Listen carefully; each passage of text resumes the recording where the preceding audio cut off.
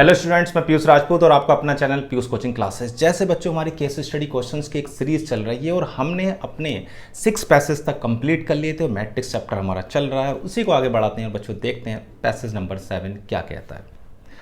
3 school ABC organized a mela for collecting funds for helping rehabilitation of flood victims. They sold hands-made fan, mats and plates from recycled material at a cost rupees 25, 100 and 50 rupees each. ठीक है। The number of articles sold by school ABC are given below. आपको ये given है। Based on the above information, answer the following questions. पहला, if P जो है आपका matrix है वो 3x3 का मैट्रिक्स है और उसमें आपको फैन, मैट्स एंड प्लेट्स आपको बताने हैं और दूसरे आपके स्कूल्स हैं। ठीक है भाई, अच्छी बात है। अब देखो बच्चों, आपके पास जो मैट्रिक्स है उस मैट्रिक्स में आपको ध्यान क्या देना है। जो P मैट्रिक्स है एक तो वो 3x3 का है, ठीक है, और इधर आपके फैंस, मैट एंड प्लेट्स हैं, ठीक है, ये आपके पास है। अब देखो फैन 40, 25, 40 हैं, फैन 25 हैं और 35 है, ठीक है। और जो प्लेट्स की अगर मैट्स की अगर बात करें तो मैट्स आपके कितने हैं बच्चों, 50 हैं, 40 हैं और 50 हैं। और अगर प्लेट्स की बात करते हैं तो 20 हैं, 30 हैं और 40 है। ये आपके पास प्लेट होगी, ठीक है। ये आपका पूरा मैट्रिक्स बन गया, एक 3x3 का मैट्रिक्स बन चुका है बच्चों।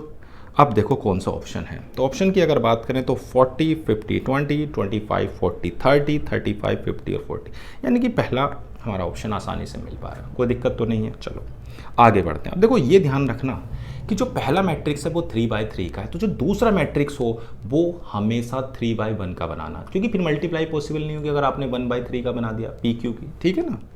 तो आपको जो Q मैट्रिक्स बनाना है बच्चों वो आपको 3x1 का बनाना है, यानी कि उसमें 3 तो रो होंगी, एक कॉलम होगा और कोस्ट बस बनाना। देखो कोस्ट कितनी थी, अगर आप कोस्ट को देखें तो 25 रुपीज़ है, 100 है और 50 है।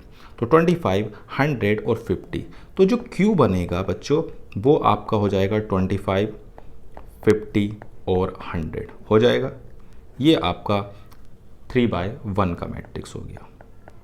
तो ऑप्शन कौन सा हो गया आपका, देखो 25 कितने की कॉस्ट थी, 25 और 100 यहाँ पर। ओके, इसको आप ये कर लेना, ये दोनों कि जो ये है वो पहले 100 है और फिर आपकी कितनी है, 50 रुपीज़ है, यही है ना। 25 है, फिर 100 है और फिर आपकी 50 है। कॉस्ट आपने मैट्रिक्स बना दिया 3x1 का। अब देखो ऑप्शन कौन सा है। ऑप्शन पर अगर ध्यान दोगे तो 25, 100 और 50, यानी कि डी ऑप्शन होता है। क्लियर है, इतनी बात ध्यान रखना कि मल्टीप्लिकेशन तभी पॉसिबल है बच्चों जब पहले वाले का कॉलम और दूसरे की रो सेम हो, अदरवाइज नहीं कर सकते आप मल्टीप्लाई। अब आते हैं इनकी मल्टीप्लिकेशन पर। अब देखो मुझे मल्टीप्लाई करनी है P और Q की, ये आपकी मल्टीप्लाई करनी है। चलो मल्टीप्लाई पर ध्यान देते हैं, या फिर इसको नीचे कर देते हैं मल्टीप्लाई को, या नहीं नीचे कर लेते हैं, इसमें स्पेस थोड़ा कम है, यहाँ मल्टीप्लाई करते हैं। तो P हमारे पास मैट्रिक्स कौन सा है और एक मैट्रिक्स है Q। तो जो बच्चों P है वो आपका 40, 50 और 20 है, 25, 40, 30 है या नहीं है, यही तो है आपके पास। 40, 50, 20, 25, 40, 30 एंड 35, 50 और 40 है। जो Q मैट्रिक्स है वो आपके पास क्या है बच्चों, तो Q मैट्रिक्स आपका है 25, 100 एंड 50, 25, 100 एंड 50। चलो मल्टीप्लाई करते हैं दोनों की, PQ मल्टीप्लाई पर ध्यान दें। रो की कॉलम वाइज करनी है, तो 40 इंटू 25 ये हो जाएगा आपका 1000, 50 और ये हो जाएगा 5000 एंड 1000। कोई दिक्कत तो नहीं, यानी कि जो हम मल्टीप्लाई कर रहे हैं बच्चों वो रो की इस कॉलम में कर रहे हैं। अब दूसरी रो की करते हैं, दूसरी रो आपकी ये है और कॉलम आपका यही है। तो 25, 25 होते हैं 625 प्लस 40 की 100 में करेंगे तो 4000 एंड 30 की 50 में करेंगे तो 1500। 35 इंटू 25, 25 5 सा हो जाएंगे 125, 75 यानी कि 87 हो गया, ठीक है। चलो प्लस 5000 और प्लस 2000 आ गया। अब इनको ऐड करते हैं, तो देखो बच्चों ऐड करके क्या आता है, 5 और 2 7, 7000, और ये 4 5 6 आपका 6125, और ये हो जाएगा 5 और 2 7, 7875। यानी कि जो ए है, जो कलेक्ट कर रहा है वो 7000 रुपये कर रहा है, बी जो कलेक्ट कर रहा है बच्चों वो 6125 रुपीज़ कर रहा है, और जो सी कर रहा है वो बच्चों आपका 7875 कर रहा है। क्लियर है? मल्टीप्लाई कर लिया आसानी से। अब बच्चों देखते हैं ऑप्शन क्या, क्वेश्चन क्या पूछ रहा है हमारा।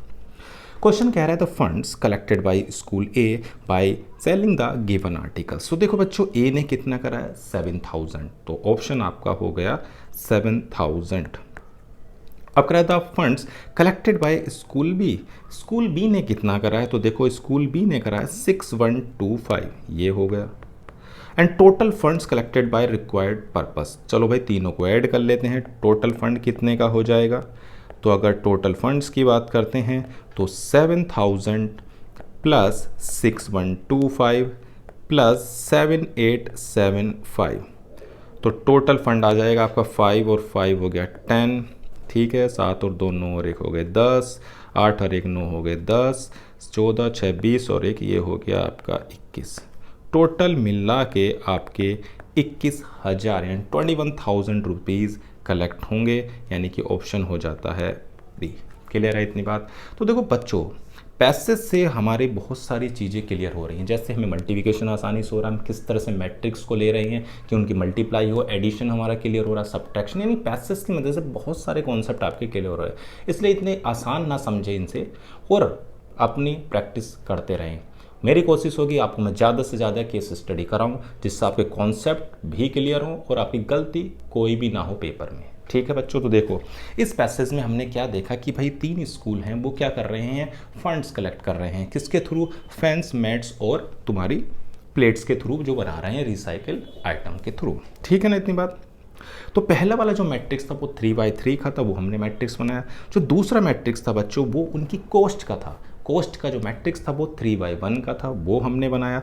दोनों की मल्टीप्लाई करी बच्चों, ये मल्टीप्लाई करने के बाद आपके जो अमाउंट आए वो ABC तीनों स्कूलों के आ गए, और फिर हमने बच्चों उससे टोटल अमाउंट निकाला। तो ये पैसेज बिल्कुल आपको क्लियर हो गया होगा। तो बच्चों आज की क्लास में सिर्फ इतना ही। Thank you.